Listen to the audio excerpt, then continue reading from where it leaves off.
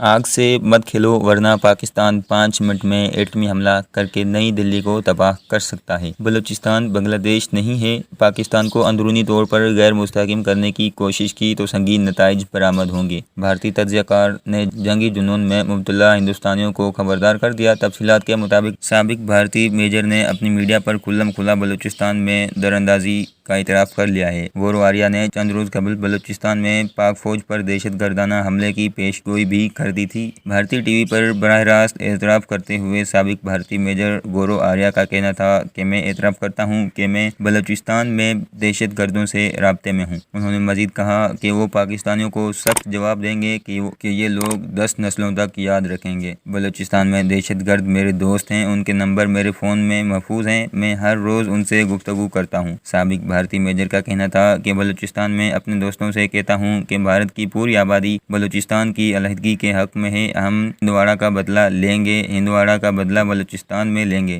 سابق بھارتی فوجی افسر کی ان دھمکیوں پر پاکستانی صحافی معید پیرزادہ کی جانب سے آرٹیکل شائع کیا گیا ہے، جس میں بھارتی تجزیہ کار اشوک سوائن کے ایک پرانے آرٹیکل کا حوالہ دے کر جنگی جنون میں مبتلا ہندوستانیوں کو جواب دیا گیا ہے۔ بھارتی تجزیہ کار اشوک سوائن نے کچھ برس قبل تحریر کیے گئے کالم میں بھارت کو خبردار کیا تھا کہ وہ بلوچستان کو بنگلہ دیش سمجھنے کی غلطی نہ کریں۔ اگر بھارت نے پاکستان کو اندرونی طور پر غیر مستحکم کرنے کی کوشش کی تو اس سے سنگین نتائج برآمد ہوں گے۔ بھارت آگ سے کھیلنا بند کر دے، ورنہ یاد رکھے کہ پاکستان صرف 5 منٹ میں ایٹمی حملہ کر کے بھارتی دارالحکومت نئی دہلی کو تباہ کر سکتا ہے۔